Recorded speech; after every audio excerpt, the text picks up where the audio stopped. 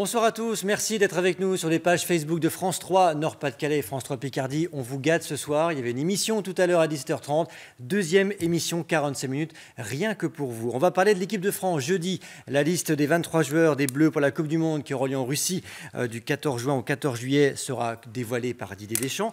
Eh bien, on va parler des Bleus aujourd'hui avec trois thèmes. On va parler de la défense composée avec des joueurs des Hauts-de-France comme Varane, Debuchy, Pavard, Kimpembe, le cas Ribéry aussi. Faut-il sélectionner le joueur boulonnais? Allez-y, postez vos messages et vos réactions, on les attend.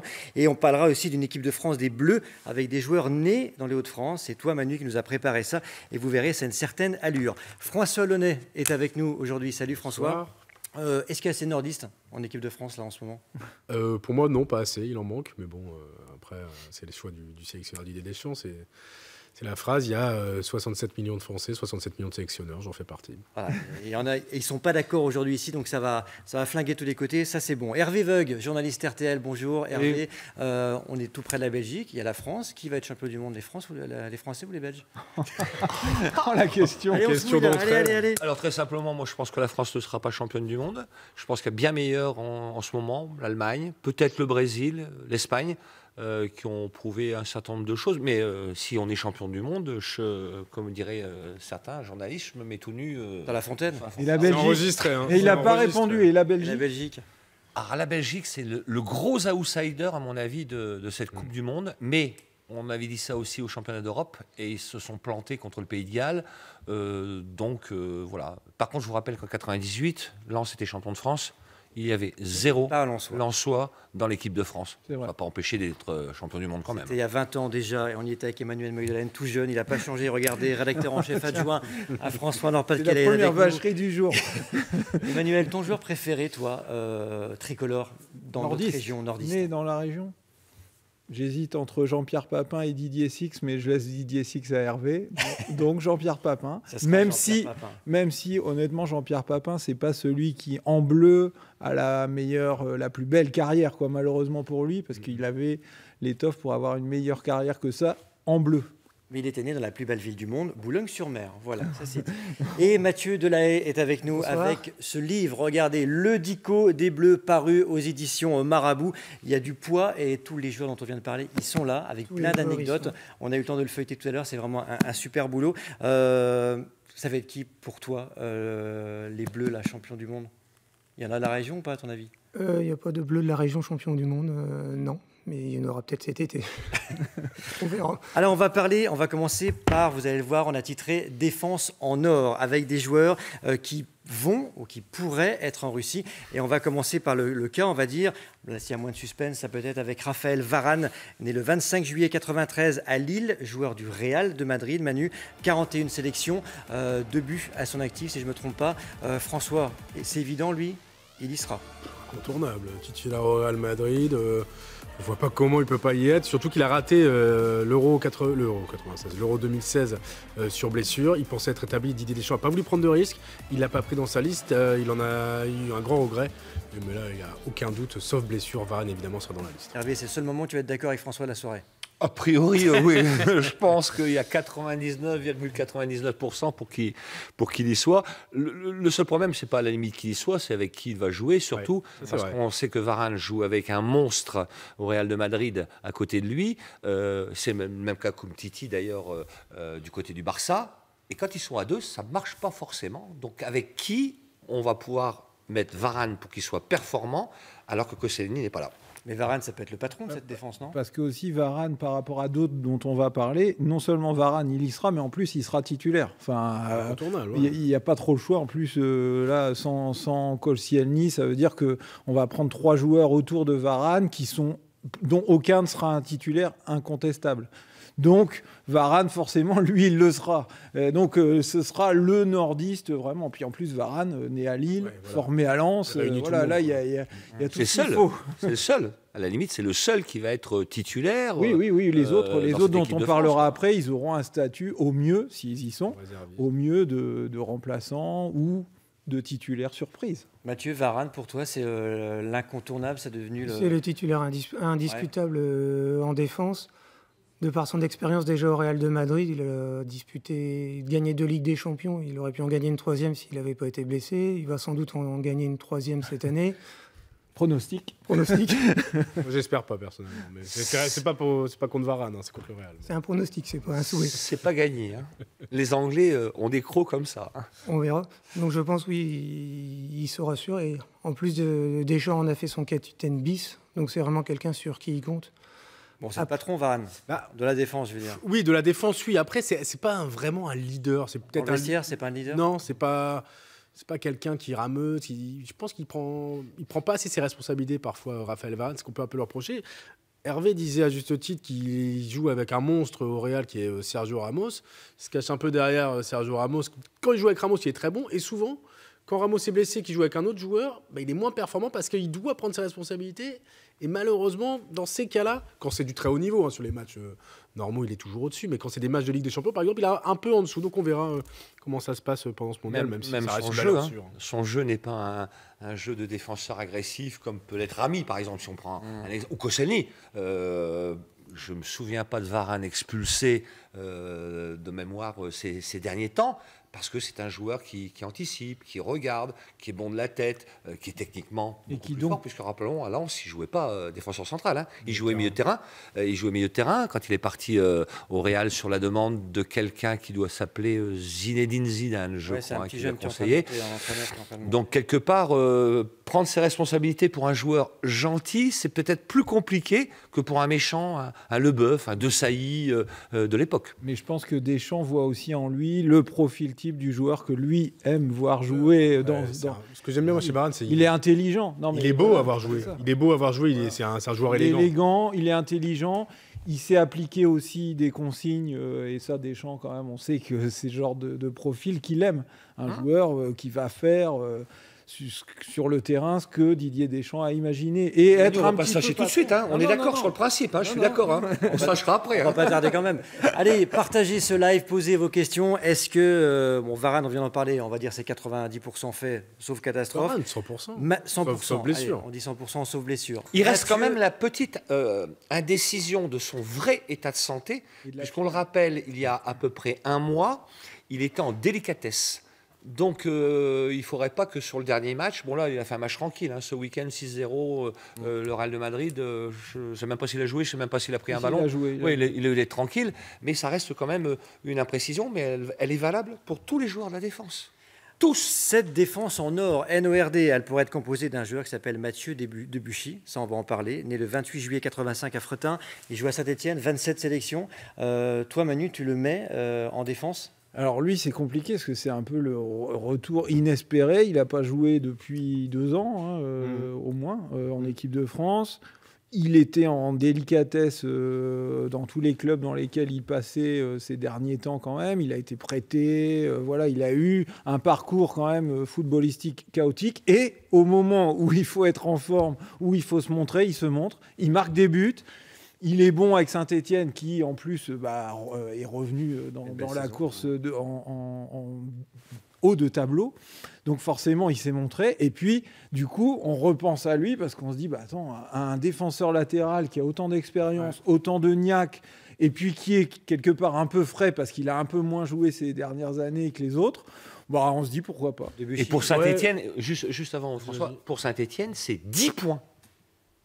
10 points sur une demi-saison pris par la Saint-Etienne grâce à Debuchy. 3 fois, donc pour toi, il permet de prendre 3 poins en gagnant et en marquant. Et une fois à Lyon, il égalise à la fin du match. Franchement, s'il y a un mec en forme en ce moment, on parlera des Marseillais tout à l'heure, mais pour moi, c'est Debuchy. Toi, tu le mets dans la compo. Ah oui. François. Je mets même titulaire. Il a l'air sceptique. Je le mets ni dans la compo ni dans la liste. Pas parce que je l'aime pas, parce que je pense que Deschamps va réfléchir différemment. C'est-à-dire que Debuchy, c'est un latéral droit et c'est juste un latéral droit. Il n'est pas polyvalent comme peuvent l'être ses concurrents à ce poste-là, à la fois Djibril Sidibé qui peut jouer et à droite et à gauche de la défense, et Benjamin Pavard, dont on va reparler après, qui lui peut jouer aussi au milieu de terrain, même en défense centrale. Debuchy revient de très loin, Manu l'a dit. Pendant 2 ans, il a quasiment vécu l'enfer à être plus à l'infirmerie que sur le terrain de foot. Par contre, il a pour lui, c'est vrai, l'expérience d'une Coupe du Monde au Brésil en 2014, où il était titulaire de la défense. Et il a l'habitude de ses retours un peu au dernier moment. On l'a oublié, mais avant l'Euro 96, il était parti à Bordeaux, pareil que là, L'Euro 2016. L'Euro 2016, je ne sais pas pourquoi je dis 96, l'Euro 2016, il avait fait 6 bons mois et il s'était blessé la veille de l'annonce de la liste de Didier Deschamps. Il avait raté l'Euro 2016 pour ça, alors qu'on l'annonçait déjà de retour en équipe de France à ce moment-là. Donc on va voir. Peut-être que la roue va tourner. Peut-être que la roue va tourner. Il va bien falloir à un moment donné que dans cette équipe de France, il y ait des vrais combattants. Parce qu'une Coupe du Monde, ça ne se gagne pas en jouant comme Barcelone. On est d'accord. Donc Debuchy fait partie de ce genre de joueurs qui vont rien lâcher, qui pendant 90 minutes vont vraiment être présents, avec des erreurs. Il en a fait une d'ailleurs à Monaco sur le penalty qui entraîne la défaite de la Saint-Etienne. Mais il faut un peu d'expérience dans cette équipe, parce que quand je regarde ce que vous êtes en train de dire, on va partir avec des gamins de 22 ans. Je dis pas qu'il ne faut pas le prendre. Ah si, tu l'as dit.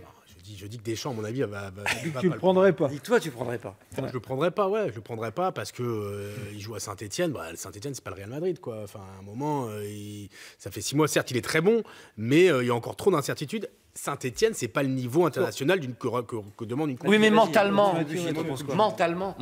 quand même. Mentalement, il va bien falloir avoir des joueurs avec un super mental. En 98, quand on gagne la Coupe du Monde, il y a des gens comme De Sailly, des gens comme Deschamps, des gens comme Thuram, Lisa même, ou même Fabien Barthez, qui mentalement sont très forts.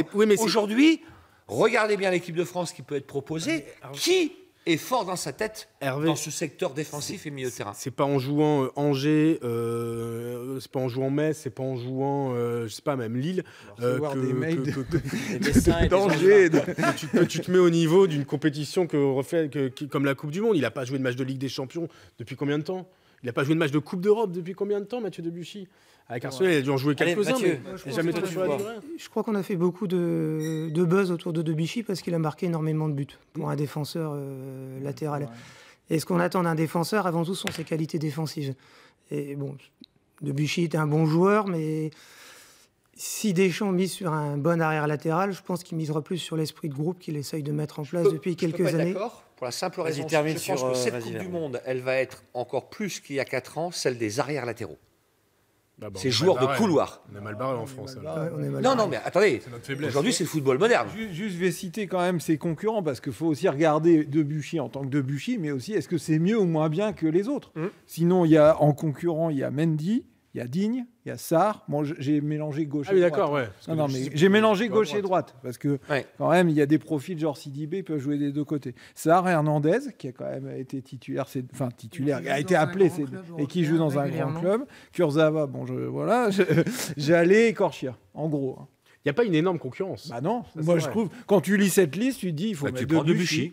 Tu prends Debuchy. Donc on va dire, 60% de chance d'aller en Coupe du Monde en Russie pour. Si je suis Deschamps, c'est 100%. Mais je ne suis pas Deschamps, donc on est d'accord sur 40% avec François. Et dernière info pour faire le lien avec l'émission précédente où on parlait des clubs de Ligue 1, Debuchy, on va peut-être en reparler au Mercato, parce que ça fait quand même un moment qu'il envoie des petits signaux au LOSC en disant pourquoi pas.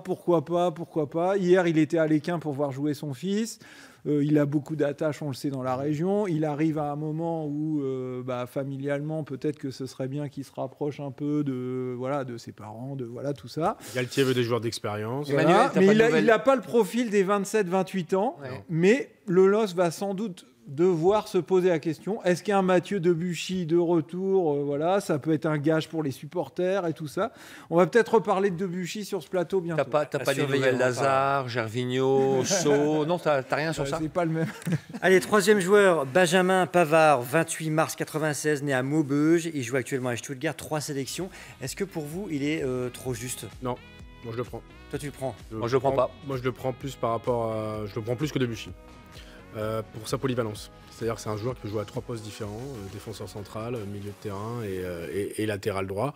Je pense que c'est important dans une compétition longue d'un mois, un mois et demi, pour éventuellement pallier certains joueurs blessés ou suspendus ou en manque de forme. C'est toujours important d'avoir ce genre de profil. Et ça m'étonnerait que Deschamps se prive de ce genre de profil. Voilà, il l'a appelé lors des dernières listes, il lui a toujours fait confiance lors des derniers rassemblements. À mon avis, il y aura une continuité. Je pense que Pavard sera dans la liste. Manu. Il sera dans la liste aussi pour les mêmes raisons. Et pour une autre raison, c'est Koscielny. La blessure de Koscielny, elle crée un trou en défense centrale. donc de l'incertitude. Donc on sait déjà que les joueurs qui vont être pris pour jouer défenseur central ont moins de certitude qu'on l'aurait pensé. Du coup, il faut tout prévoir. Il faut se dire peut-être qu'aucun des 3 qui vont être appelés, je ne sais pas, des Rami, des Umtiti, voilà, ne feront l'affaire. Pavard me laisse une possibilité soit en cas de blessure, soit en cas de contre-performance, parce que Pavard, il a été aussi formé pour jouer défenseur central. Donc je trouve que ça, c'est un profil typiquement Deschamps-pien, je ne sais pas comment on dit. Deschamps compatible. Ouais, Deschamps compatible. Deschamps-pesque. Mathieu, est-ce que dans ton livre, Le Dico des Bleus aux éditions Marabout, est-ce qu'il y a déjà eu un mot Beaujois ? C'est la colle, ça. Ah, c'est la colle. Je ne saurais pas répondre. J'ai la liste Excel à la maison, mais là. Pavard, tu as tout le temps en équipe de France, là ? Oui, pour les raisons que vous avez citées, essentiellement parce que Didier Deschamps a une notion de groupe. Il a intégré Benjamin Pavard il y a quelques mois. Donc je pense qu'il prendra, oui. Bon, posez vos questions, vos réactions aussi sur les joueurs dont on vient de parler. On va parler aussi de Ribéry dans quelques minutes. Donc, n'hésitez pas à dire si vous êtes pour un retour déjà de Franck Ribéry. Moi, j'ai dit non. Hervé, pourquoi tu as dit non ? Pourquoi j'ai dit non ? Parce que vous êtes en train de dire qu'il faut prendre Pavard, Varane, Umtiti, Kimpembe. Attends, on va voir après Kimpembe. On va voir Kimpembe, on n'est pas encore sûr. C'est hyper jeune. Il m'a encore rien dit. Et Pavard, quand est-ce qu'il a joué un match européen ? Première question. C'est vrai qu'il n'a jamais joué la Ligue des Champions. Il joue à Stuttgart. Donc pas d'expérience. Avec René Girard, non ? La deuxième saison de René Girard, il a peut-être joué un match et demi. Voilà. Mais j'ai rien contre Pavard. Je trouve que c'est un bon joueur. Mais à un moment donné, il faut avoir cette expérience. C'est ce qui a été le cas en 98. Parce que, souvenez-vous bien, Guy Varche. On fait jouer Guy Varche, qui rate complètement son match contre le Brésil, en finale, entre autres. Mais il a l'expérience. Et il y a une bande d'expérience qui s'est mise en place sur le terrain. Il a l'expérience de quoi, Guy Varche, quand il joue le mondial? Ça fait qu'1 an qu'il est sélectionné en équipe de France. Exactement comme Pavard. C'est pas, pour moi, ça, c'est pas une bonne raison. Non, mais après, je pense que les 3 dernières listes, quand même, elles penchent pour Pavard. Ah, d'accord, ça, on est d'accord. On peut se poser la question, si vraiment Pavard, c'est pas la peine, pourquoi il le prend 3 fois de suite? À la limite, tu le prends 1 fois, 2 fois, mais là, 3 fois de suite. Donc ça veut dire qu'il se dit, bon, voilà, allez, Pavard, je le sens bien. Je suis d'accord avec la logique. Voilà. Je pense qu'effectivement, s'il le prend, c'est parce qu'il y a une continuité dans ce groupe qu'il a voulu constituer. Mais je ne suis pas sûr que ce soit forcément le bon élément par rapport à Debuchy. Il y a un point important, justement, tu parlais de Debuchy, il y a un point important par rapport à Debuchy à Pavard, c'est l'inconnu d'Djibril Sidibé. C'est censé être le titulaire du poste à droite. Il s'est blessé assez sérieusement au genou il y a quelques semaines. Il a décidé de ne pas se faire opérer. Il a joué avec Monaco samedi. On va voir si physiquement il est capable de tenir sur la longueur et de pouvoir aller au mondial. On va voir si Deschamps va prendre le risque. Rappelez-vous que Varane, qui était blessé avant l'Euro, n'a pas été sélectionné alors qu'on disait que Varane pouvait guérir assez facilement. Il n'est pas impossible de penser que Sidibé soit écarté au dernier moment au profit de Debuchy et de Pavard. Dans ce cas-là, pas de jaloux. Brian revient à Varane, dit que c'est un très très bon joueur. Effectivement, on vient de le dire sur ce plateau. On passe au 4e joueur, on se prend 3 minutes. Prenel, c'est original.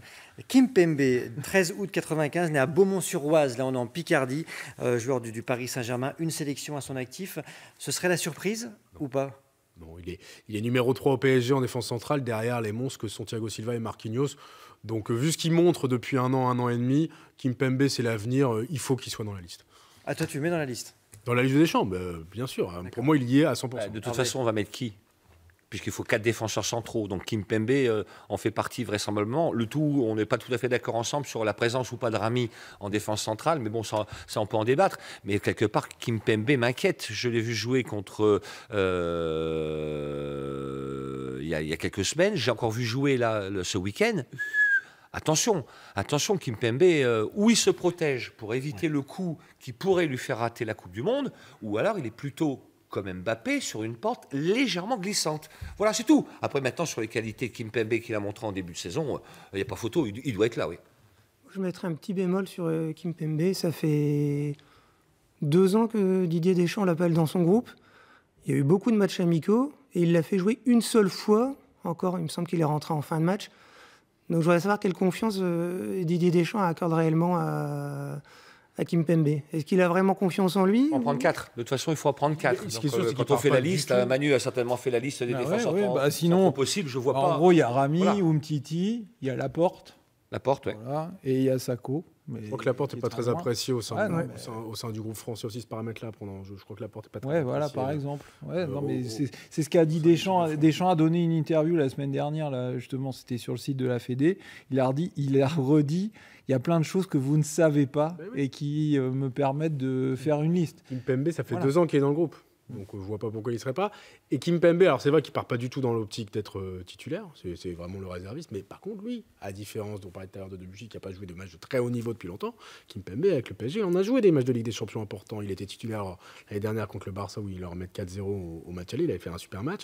Bon alors le retour c'est autre chose, mais c'est un joueur qui a l'expérience de ces gros matchs. Allez, on passe à un autre joueur qui a fait couler beaucoup d'encre depuis le début de sa carrière et qui a fait cavaler aussi pas mal de défenseurs. Le cas Franck Ribéry. Né le 7 avril 83 à Boulogne-sur-Mer, on le disait, 35 ans. Clairement, un personnage des Bleus. On aime, on n'aime pas, on déteste, on adore. En tout cas, il est en train de péter le feu avec le Bayern de Munich. Hervé, comment on peut se priver d'un joueur qui cartonne avec l'un des plus beau club, d'un des meilleurs clubs d'Europe? À ce que je sache, c'est bien lui qui a déclaré qu'il ne voulait plus être international ou sa carrière internationale est terminée. Voilà. C'était avant.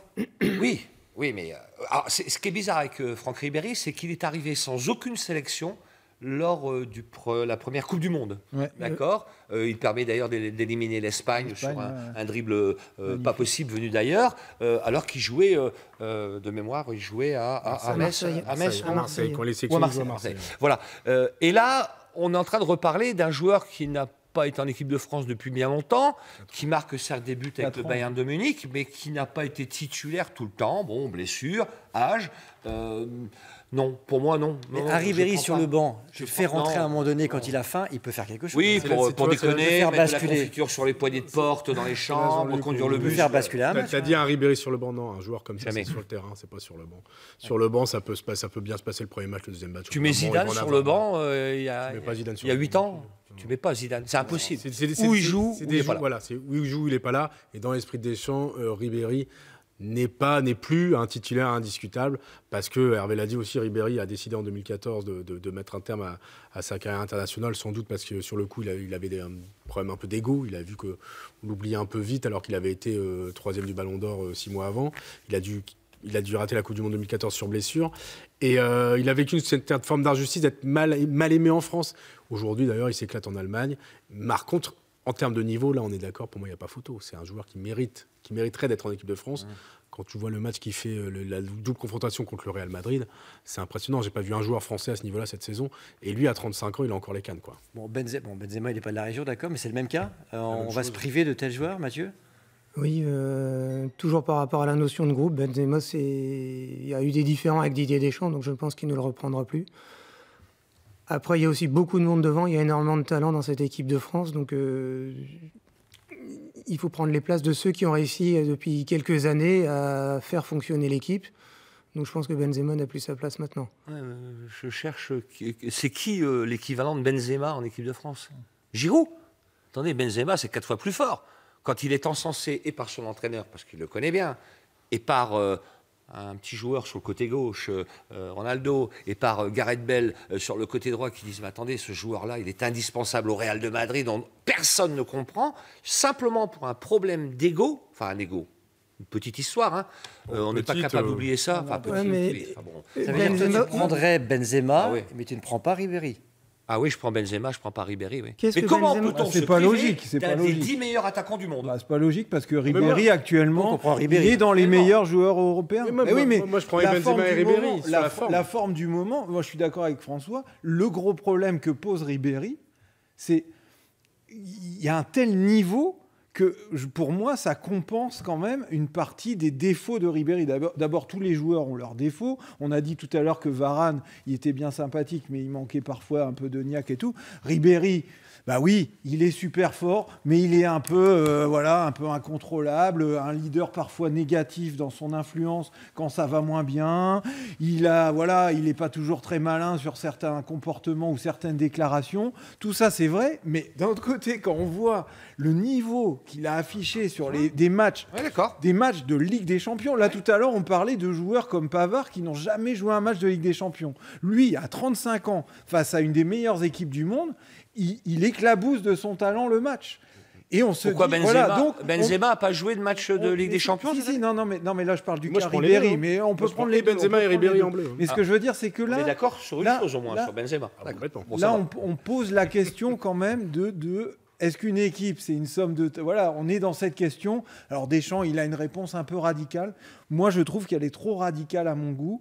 Parce que je pense que là, en plus, il y a un problème psychologique. C'est de dire, si je prends Ribéry, d'abord, je crée la surprise et je mets Ribéry en position de dire, bon, maintenant, c'est à toi de jouer, mon gars. Je t'ai pris alors que personne... Voilà. Je sais qu'il ne va pas le faire, hein, mais ce que je veux dire, c'est que c'est bizarre que ce genre de ressort dans une liste ne soit pas souvent utilisé. Et du coup, cette équipe de France, moi, je trouve qu'elle a un vrai manque.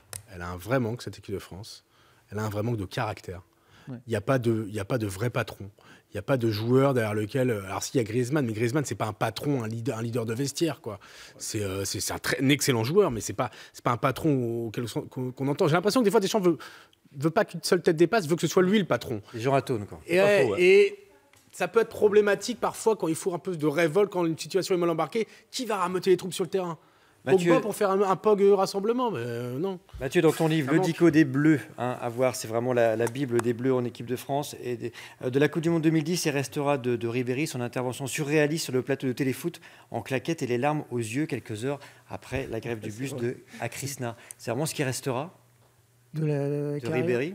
Non. Et c'est pour ça aussi qu'il revient pas en équipe de France. l'Espagne. Il y a eu 2006. Et puis pour la qualification à la Coupe du Monde 2014, il a quand même bien apporté son... Mais ça l'a plombé quand même, sa carrière. Ah, ça l'a plombé, ne serait-ce que pour sa popularité en France. Je pense qu'il y a beaucoup de gens qui n'ont pas oublié cet épisode-là. Ouais, mais quand il voit le match, les matchs que fait en ce moment Ribéry, franchement, je pense que même les gens qui n'aiment pas Ribéry, qui trouvent qu'il est bizarre, qu'il est un peu fantasque, ils se disent tous... Oui, et en plus, on pourrait parler des leaders négatifs qu'on a remis sur le... Voilà, il était là à l'Euro 2016. On parle quand même d'une équipe de France dans laquelle Patrice Evra avait un poids démesuré par rapport à son niveau. Pourquoi là, on est à l'inverse. Il a un tout petit poids alors qu'il a un énorme niveau, Ribéry. Moi, franchement, je sais que c'est pas possible, mais au fond de moi, c'est bizarre, mais je me dis, et pas seulement parce qu'il est nordiste et que ça me ferait plaisir quelque part. Voilà, moi, j'ai pas d'action Ribéry particulière, mais je me dis, un petit coup de fil de Deschamps à Ribéry en disant, bon, écoute, voilà, en plus, j'ai Lemar qui est plus du tout en forme, j'ai un certain nombre de petits paramètres en plus qui font que, écoute, moi je te fais confiance. Qu'est-ce que t'en penses? Imaginez une Coupe du Monde avec Ribéry. Là où t'as raison. Alors là, c'est. Je pense que c'est plus probable. Alors, quoi qu'il arrive, ça reste hautement improbable. Mais c'est plus probable qu'un retour de Benzema en équipe de France. C'est clair. Mais malheureusement, tu peux peut-être en parler, mais ça me fait penser quand même c'est une histoire récurrente, le côté j'ai le niveau. Mais je ne joue pas en équipe de France. On pense à Cantona, quoi. Enfin, voilà. Et Cantona, l'équipe de France est championne du monde. Ben si, il y a quand même un peu cette Cantona était quand même, à mon avis, quelqu'un de complètement différent que... Oui, mais il avait le niveau pour jouer en équipe de France. On s'en est privé et on a gagné la Coupe du Monde. Pareil pour on a été éliminé aussi contre Israël. Oui. On ne va pas l'oublier non plus. Hein. Avec Cantona. Avec Cantona et Papa. Clairement, si je vous entends, c'est Ribéry. Deschamps ne le prendra pas de peur d'avoir un vestiaire où il y a une voix plus haute que ça l'autre. fait 4 ans que... Il a peur d'une grande gueule, quoi, clairement. Je pense qu'il a peur d'une grande gueule. Puis c'est que ce que disait Manu, c'est un mec incontrôlable. Tu le prends, tu peux te marrer, mais ça peut aussi vite tourner à l'inverse, au carnage, à la prise de tête pour rien. Deschamps, il a besoin d'un groupe. Il est très attaché à la notion de groupe. C'est aussi pour ça qu'il ne faut pas qu'il y ait trop une tête qui dépasse, quoi. Comme Jacquet en 98. Non, mais il a dit de toute façon qu'il avait arrêté sa carrière internationale. C'est vrai. Et on a rappelé Zidane. C'est pas Domenech qui rappelle Zidane, qui pense, comment dirais-je, que Dieu lui demande de revenir en équipe de France. Il l'a jamais appelé Ribéry. Il l'a peut-être vu parce que ça on ne sait pas, mais jamais il lui a demandé de revenir en équipe de France parce qu'il se base sur ce qui va se passer là en Russie dans quelques semaines. Le championnat d'Europe ensuite et l'autre Coupe du Monde, même si vraisemblablement Deschamps ne sera plus l'entraîneur de cette équipe de France. Mais quelque part, on doit préparer l'avenir. On ne prépare pas l'avenir non plus avec Ribéry parce qu'il y a... Pourquoi pas Je veux dire, encadrer... on a parlé pendant toute l'année du fait que le LOSC, il leur manquait, pour bonifier des jeunes, il leur manquait des joueurs plus expérimentés. Je pense que Ribéry, en équipe de France... Je veux dire, derrière un Mbappé, un Ribéry, moi j'aimerais bien voir ça. Je pense que ça peut donner quelque chose de pas mal du tout sur le plan footballistique. Sur le papier, Ribéry à gauche, Mbappé à droite, Griezmann derrière Giroud, ouais, ça peut être très sympa. Attends, voilà, quand tu vois, il est capable de bonifier des joueurs qui sont jeunes, qui n'ont jamais connu ce genre de situation. Voilà, lui, il connaît la Ligue des Champions, le très haut niveau, Ribéry. Non, mais il faut pas remettre en cause ce qu'il a fait. Hein. Non. C'est vrai que ces matchs de Ligue des Champions sont exceptionnels. À 35 ans, faire ce qu'il a fait avec le Bayern, c'est absolument énorme. Mais encore une fois, là, on va rentrer dans une logique qu'on ne connaît pas vraiment. La logique de Deschamps ne l'a même pas appelé. On ne sait pas. A priori. Sinon, à un moment donné, il aurait peut-être fait une déclaration. La communication, on sait comment ça fonctionne, en disant, allez, Ibrahimovic a fait sa déclaration sur la Suède il y a 4 mois. Il l'a fait voilà. Il y a 2 ans. Ribéry avait fait une petite déclaration, je ne sais pas si vous vous souvenez, où il avait dit...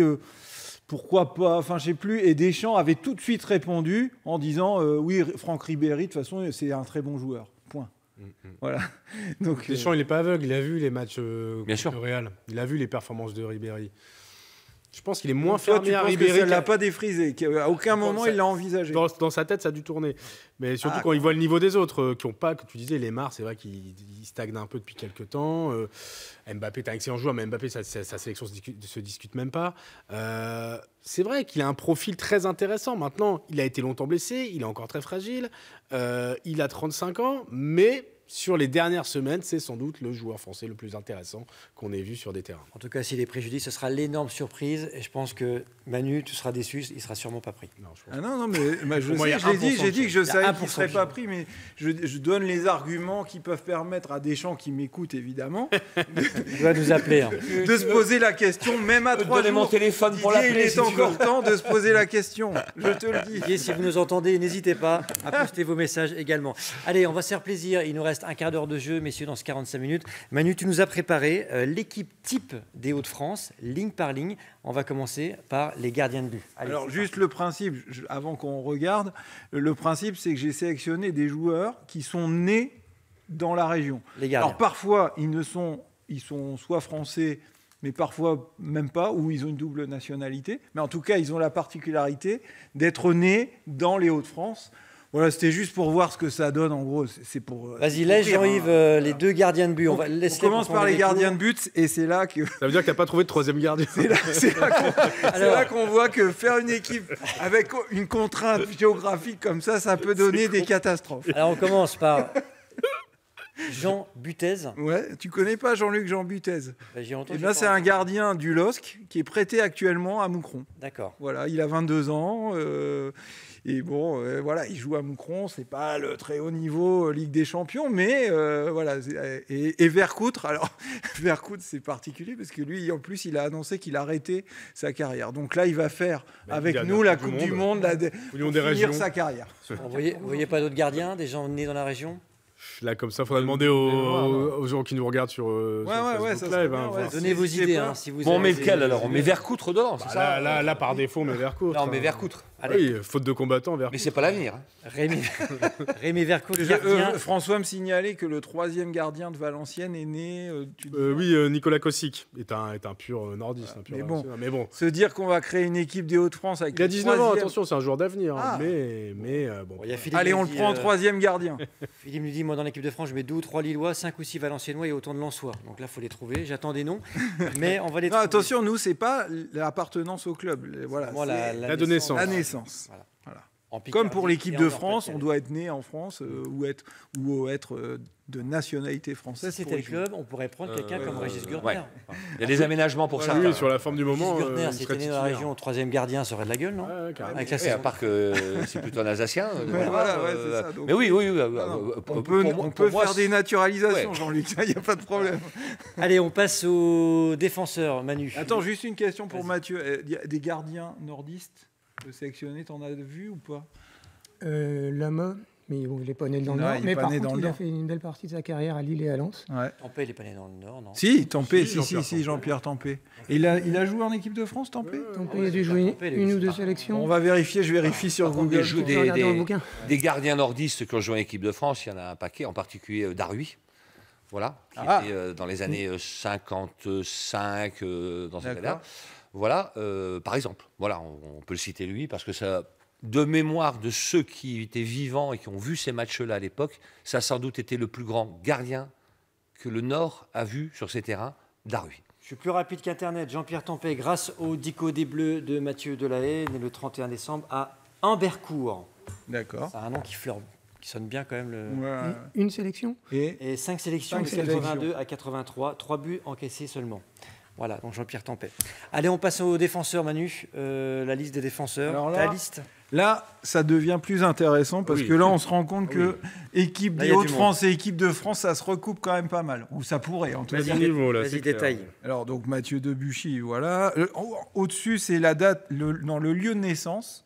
Et en dessous, c'est leur club actuel. Hein, d'accord? Donc, Masuaku, pour ceux qui ne connaissent pas, il joue quand même à West Ham. Kolo Djezak, formé...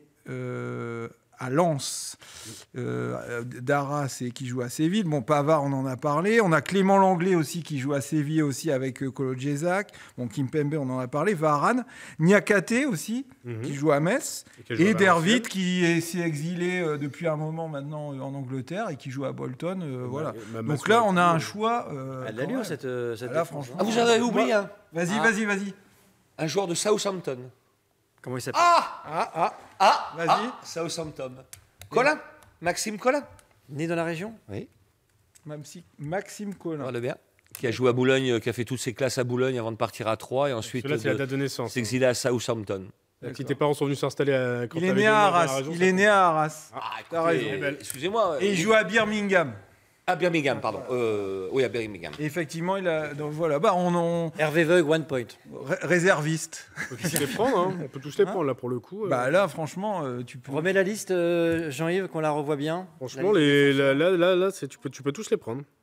Un bon petit niveau. Il y a des défenseurs qui ont Mathieu. marqué l'équipe de France, ou t'en as vu ou... Parmi ceux-là? Non, dans l'histoire. Séville, cette année, fait. Moi, j'ai pas souvenir de défenseurs. Séville fait une très belle saison. J'espère que le prochain, ça sera Varane. Oui, mais après, il n'y en a pas énormément qui ont marqué l'histoire. C'est plutôt en attaque ou au milieu, quoi. En attaque, il y avait. Oui, on verra plus tard. Mais il y avait Barat qui était meilleur buteur du championnat de France deux fois avec Lille dans les années 40, 60, 50. La particularité de Barat, c'est quoi? Il jouait dans les buts aussi. Alors là, mais pas en équipe de France. Il aurait plu à Didier Deschamps, cette polyvalence extrême. Il aurait été pris sans problème à l'époque. Allez, on passe au milieu de terrain, Jean-Yves, avec l'équipe type signée Emmanuel Magdelaine, l'équipe type des joueurs nés dans la région, en Picardie et en Nord-Pas-de-Calais. Je précise quand même que j'ai pas eu un choix énorme. Je veux dire, si Didier Deschamps était dans ma situation, moi j'ai eu du mal à en trouver 23. Voilà. Alors, juste une particularité sur les milieux, vous voyez, il y en a deux par exemple. Il y a Ayou et Kakuta. Ayou, son père, Abedi Pelé, jouait à Lille au moment de sa naissance, donc il est né à l'hôpital de Seclin. Et Gaël Kakuta, qui ne joue pas en équipe de France. Et Ben Taleb, il n'a pas non plus des sélections en équipe. Peut-être. Non, mais il y a quand même du beau monde. Hein, il y a du beau monde. Et sur les 8 ça tient la route. Alors, je ne sais pas oui, ça tient la route. Mais ça tient la route. Mvila fait une saison remarquable. Il a été à l'origine de la remontée avec Debuchy de la Saint-Étienne. Qu'est-ce qu'on a vu encore? Remets-la, Jean-Yves. On peut remettre la liste. Touzard sera sans doute un des piliers du milieu de terrain après la Coupe du Monde, en attendant qu'il dispute les championnats d'Europe avec l'équipe de France Espoir, enfin qualifié. Donc oui, il y a des nordistes. Bon, Kakuta, c'est un cas un petit peu particulier, lui, parce que ça a été quand même le nomade du football, mais qui fait une belle saison avec Amiens. Kakuta, c'est un gros espoir sorti par le centre de formation du RC Lens. Parti à 15 ans et demi. Voilà. C'est quand même un mec qui était une fierté pour Lens, voilà, et que je me souviens quand il est parti, tout le monde disait oh là, mince, pour une fois qu'on a une perle. Bon, finalement, ce sera un peu perdu en chemin. Voilà. Il aura fait sa carrière, mais elle est pas finie sa carrière. Tout ça a quand même entre guillemets de la gueule. Pour l'instant, bon, les gardiens, c'est moyen. Pas, mais devant, si mes souvenirs sont bons, c'est pas au milieu, ça va quoi. Alors les devants, ça c'est pas génial. Devant. Là, on a une équipe largement de Ligue 1. Mais vous allez voir, j'ai une petite idée tactique pour combler le. Allez, tu bétonnes. Vous aussi, proposez vos joueurs qui sont nés dans la région et mettez-la dans la liste et dites-nous ce que vous pensez de la sélection signée Manu Magdelaine. On va passer aux attaquants. Jean-Yves, allons-y. On voit les attaquants de cette sélection des Hauts-de-France avec 4 attaquants. Il y a moins de monde, là, Manu. Tu prends les 4, t'as pas le choix. Vas-y, on commence par Martin Terrier. Bon, Martin, on le connaît, formé au LOSC, Strasbourg. Maintenant, il va aller à Lyon. Bon, voilà, c'est un pilier de l'équipe de France Espoir. Donc, voilà, par la force des choses, il a un peu sa place. Et on espère que Martin Terrier, pourquoi pas, pourrait devenir à l'avenir voilà, un joueur de l'équipe de France. Mais joue en Espoir, déjà. Ouais, non, mais c'est ça, ouais. Voilà, il pourra peut-être franchir le pas. Bon, Pléa, il fait une bonne saison quand même avec Nice. Il part. Il s'en va en plus. On sait qu'a priori c'est l'Angleterre. Il a eu son bon de sortie. Ouais. Bon, Knokar, il est moins connu, mais c'est vrai que c'est un exilé aussi en Angleterre. Il fait partie de ces joueurs un peu comme Bentaleb, voilà, des joueurs formés ici et puis qui choisissent. Voilà, bon, Brighton, c'est pas un mauvais club. Et bon, Teddy Chevalier, bon, c'est un peu quand même. En Belgique. Faut connaître le niveau en dessous, mais il fait une très bonne saison avec Courtrai. Il fait une meilleure saison en tout cas que celle qu'il a fait avec Lens. Et concernant Knokart, c'est quand même un joueur dont les clubs anglais disent le plus grand bien. C'est pas un joueur, il joue dans un petit club. Brighton, c'est quand même pas un énorme club anglais, mais tout le monde se satisfait. On se bat pas pour l'avoir absolument, mais quelque part, réussir en Angleterre en tant qu'attaquant, quand tu es français et que tu n'es pas trop connu, c'est pas évident. Hein. On a 2 messages de Fred Frédéric qui nous dit Pléa est lillois et un certain Joseph Magdelaine. Alassane Pléa aussi. Ouais, ben on l'a mis. On l'a mis. Tu l'avais mis, on l'a pas oublié. Hein. On a mis Pléa. Ok. Sébastien Hamon, qui est un fidèle qui est dans l'oreillette, là, nous dit Kevin Monet-Paquet. Ah, est-ce qu'il est né ici? Est-ce qu'il est né ici? Sébastien, tu as l'information?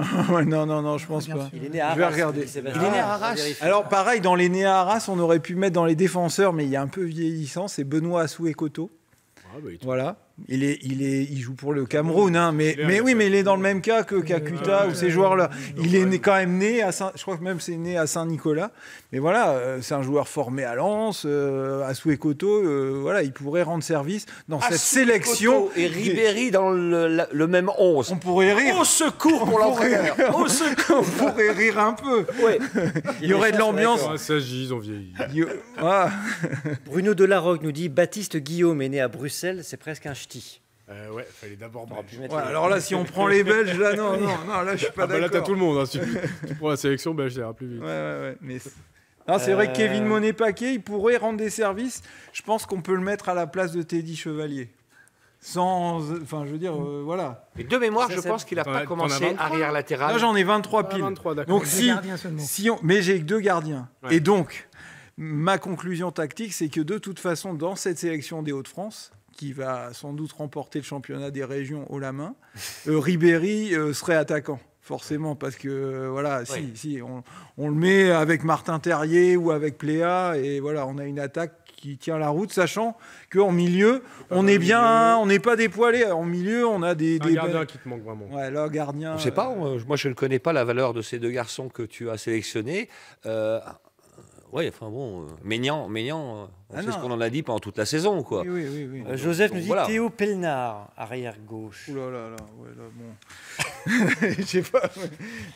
Bon, elle avait de la gueule cette équipe des Hauts-de-France. N'hésitez pas à poser. Non, mais c'est une équipe de Ligue 1. Hein.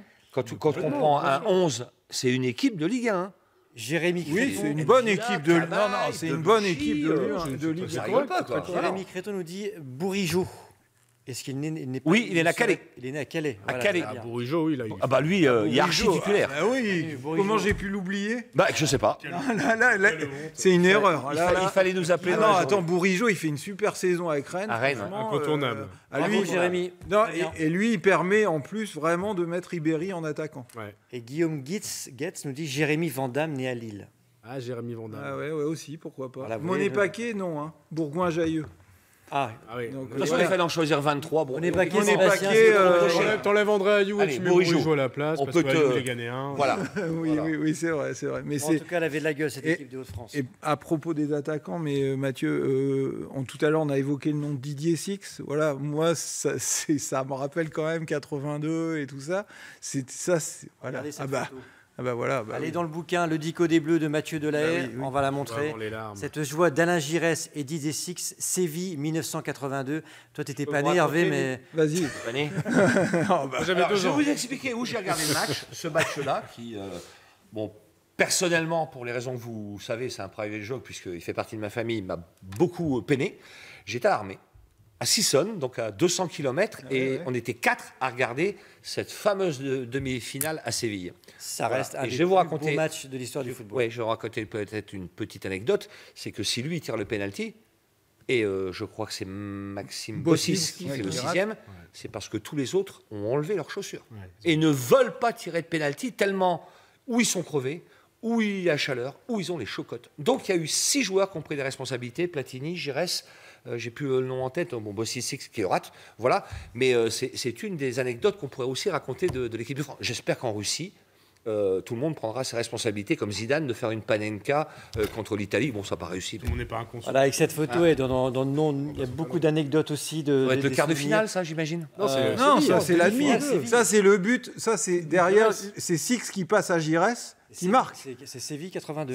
Oui, c'est le action sur la gauche. Six, le troisième but de l'équipe de France. Six, il fait une magnifique passe en retrait et Giresse sur le poteau. Poteau contre l'Allemagne. Mathieu, dans votre livre, Le Dico des Bleus aux éditions Marabout, qu'est-ce qu'on y voit? Il y a plein de souvenirs. C'est un véritable voyage à travers l'histoire des Bleus. Ce qu'on a voulu mettre en avant, c'est un certain nombre d'anecdotes qui sont méconnues. Donc dedans, il y a forcément, on parle de la Coupe du Monde, on parle du championnat d'Europe, on parle des grands joueurs, mais on a essayé de remettre en avant des éléments méconnus. Est-ce que vous savez pourquoi l'équipe de France joue en blanc dans les matchs de... Joue en blanc? Quand elle ne peut pas jouer en bleu, pourquoi elle joue en blanc Monsieur, et pas en rouge? vous savez ça? Non. Vous allez coller les... Tu vas coller allez, je vais dire une bêtise, peut-être la couleur du lys qui était blanc, peut-être par rapport à ça, ou historiquement ou... Historiquement, on jouait en rouge en maillot de remplacement. Ouais. Mais dans les années 60, la télévision est apparue. Et quand la France jouait en rouge contre la Yougoslavie en bleu, ça faisait gris contre gris. Donc c'est à cause de la télévision que le second maillot de l'équipe de France. C'est une obligation quasiment en championnat aussi, où on demande aux deux équipes d'avoir des couleurs qui du clair et du foncé pour effectivement avoir une meilleure visualisation. Parce que le rouge et bleu face à face, même commentateur, on galère aussi. Hein. Ça doit être dedans, mais je me souviens qu'au Mondial en Argentine, j'étais très jeune, mais la France a joué avec un maillot en vert et blanc. Vert et blanc. Vert et blanc. C'était le maillot de l'équipe locale. Les pêcheurs. Les pêcheurs locaux, parce que les Français étaient venus en maillot bleu. Non, blanc comme les Hongrois. Ah oui, peut-être blanc. Oui, blanc comme les Hongrois. Oui. C'était pas très heureux comme couleur d'ailleurs. Mais bon. Ils n'étaient pas très heureux, mais ils ont gagné. Il nous reste 1 minute 15, donc je le dis, voyez le Dico des Bleus aux éditions Marabout, signé Mathieu Delahaye, Bruno Colombari et Alain Dautel. C'est vraiment un super boulot. Manu, on va se quitter un petit tour de table. Cette Coupe du Monde qui arrive, tu vois qui, toi? Moi, je vois plus la Belgique que la France. D'accord. Voilà, parce que la Belgique a beaucoup déçu ces dernières années dans les compétitions, mais je pense que c'est ce qui leur manquait. Cette équipe-là, elle a vraiment du talent, je pense même intrinsèquement peut-être un peu plus que la France. Alors, son problème, c'est que ces joueurs-là, ils ne sont pas tous en super forme, mais ça peut revenir. Voilà, donc moi, je le sens plus la Belgique que la France. La Belgique championne du monde. Non, je ne sais pas, championne du monde. Mais il n'a pas dit ça, Je sens mieux la Belgique que la France. Mathieu. Moi, je vois plutôt l'Espagne, qui revient très forte. La France manque de joueurs de caractère et il y a beaucoup de talent, mais les joueurs sont trop jeunes. Par contre, si dans les 10 ans à venir, cette équipe de France ne gagne rien, ça serait une énorme déception vu le potentiel qu'il y a. François, qui est champion du monde? Je pense qu'on aura un Brésil-Allemagne, la revanche de il y a 4 ans, du 7-1 en finale. C'est possible sur je ne sais pas. Après, ils ne sont pas obligés d'être premiers tous les deux de leur groupe, mais je pense que là, ce sera le clin d'œil. Les Français, je suis très partagé. Soit c'est la catastrophe industrielle, une sortie dès le premier tour, ça peut arriver. Soit ça va très loin. Il y aura pas de juste mesure pour eux. Soit dernier carré, soit premier tour. Hervé, tu vois qui en finale? La revanche du Brésil, trop humilié il y a 4 ans. Qui va se donner tous les moyens maximum et en plus avec des joueurs d'exception. La grande question, ce sera est-ce que Neymar sera au top puisque là, il est en claquette pour l'instant l'entraînement du PSG, et c'est la question que se pose, allez, une bonne centaine de millions de Brésiliens, Neymar, comment va-t-il être dans quelques semaines? Ce sera la question, on vivra ça ensemble. Merci à vous de nous avoir suivis. François, merci. Hervé d'avoir participé à cette saison du 45 minutes. Ça sent bientôt les vacances pour vous et on se retrouvera, j'espère, la saison prochaine. On se retrouve dimanche pour une émission spéciale à 11h30. On en parlera des clubs de Lens avec comme invité Daniel Leclerc pour reparler du titre de 1998. Et de 11h30 à midi, les JT. Après, on se retrouve juste après pour 1 heure. On va parler aussi du foot, un 45 minutes dernier de la saison, donc dimanche 11h30 et midi 20 sur le web et à la télé. Manu, tu voulais dire quelque chose? Non, je voulais juste insister pour dire que la dernière n'aurait pas lieu un lundi, mais donc un dimanche, vraiment le lendemain de la dernière journée de Ligue 1. Voilà, on va réagir à chaud et surtout on aura encore plein de choses à dire, je pense, sur l'avenir, notamment pour le LOSC et pour les autres clubs aussi. Voilà, on jouera un dimanche comme en Italie, c'est ça, je ne me trompe pas? Non, comme en France dans 2 ans. En hommage aux Italiens qui ne seront pas en Coupe du Monde, on va dire malheureusement. Allez, merci à vous de nous avoir suivis. Merci Mathieu Delahaye. Ciao, à bientôt.